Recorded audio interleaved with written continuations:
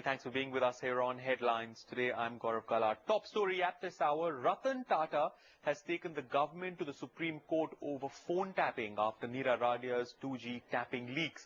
Now, an interministerial group headed by Union Home Secretary G.K. Pillai has come out with a set of strict standard operating procedures to regulate phone tapping by government agencies.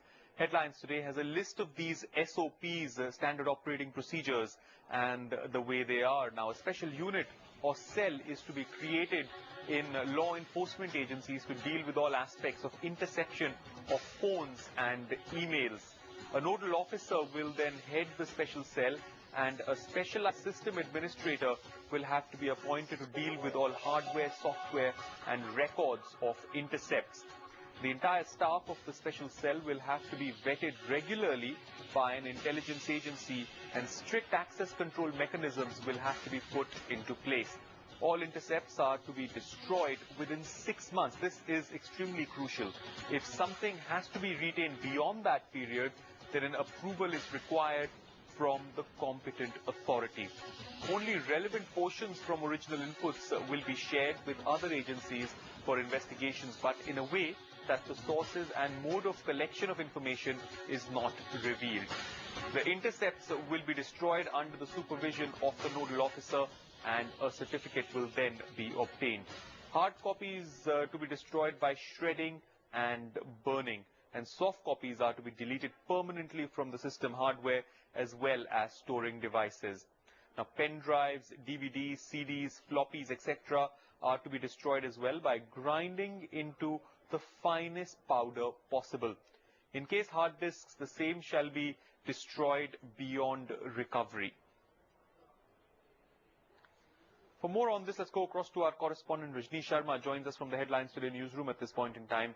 Rajneesh, very stringent guidelines and standard operating procedures being brought into play, and clearly the fallout of the 2G scam and, of course, the Nira Radia tapes, it seems. Well, absolutely, Gaurav. As you are aware, that the government was extremely concerned about this whole issue of phone tapping and the manner in which the Radia conversations came into the public domain, following which noted industrialist Mr. Ratan Tata had approached the Supreme Court saying it's a breach of privacy that these conversations have been leaked.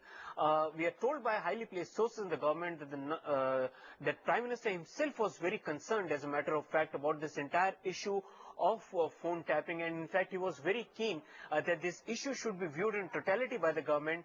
That is the reason why this high-powered interministerial group headed by the Union Home Secretary was constituted, which has come out with these very stringent SOPs, not just for phone intercepts but also to deal with the issue of emails as well as interception of messages. And now the new guidelines that have been put in place, the government is very hopeful that with this new foolproof mechanism in place, such leaks and further embarrassment to the government will not happen. So clearly the government is very sensitive towards this particular issue, and they feel that these new guidelines will help them curb any loopholes, any leaks in future. And what is also interesting, Gaurav, is that it's not just these guidelines don't just deal with the issue of interception, but also how subsequently these intercepts will have to be destroyed in a very, very scientific and legal manner. Rajneesh, of course, very heavy regulation as far as these new guidelines are concerned, but like any big major system, there can be loopholes that can be found. How will the government ensure, and what practices are they putting in place to ensure that there are no leaks and there are no slippages within this system that they are now trying to create? Well, Gaurav, if one goes through this very elaborate set of SOPs that have been put in place now, you will realize there is a system of checks and balances. Like these guidelines say that the request for interception will be made only by a head of a particular of an agency. Like, for example, if it's Delhi Police, the request has to come from none other than the Delhi Police Commissioner himself.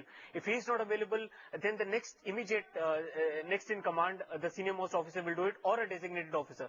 Similarly, at the level of interception also, the interceptions will be done by a very specialized unit. There will be a special unit within that agency which will deal with it. It's not that any sub-inspector or inspector or an ACP or a junior level officer can request and then go in for a direct interception. Secondly, these will be vetted by intelligence agencies. They will be shadowing, their moves will be kept under constant surveillance. So there are a lot of loopholes. There are very elaborate set of guidelines. There are a system of checks and balances. It's not that these information, the intercepts can be shared with any other agency. If it has to be done, how it has to be done, those guidelines have been prescribed. So clearly at every stage, at every step, there are very stringent system of checks and balances. There are backups for everything to ensure that no mistake is repeated in future, as it has been done in case of Raja Radia tape. So the government feels that now the leakages and the loopholes can be plugged because of this stringent set of guidelines. Gaurav? Rajneesh, many thanks for that update. Moving on, in a big setback to Karim Morani, his bail plea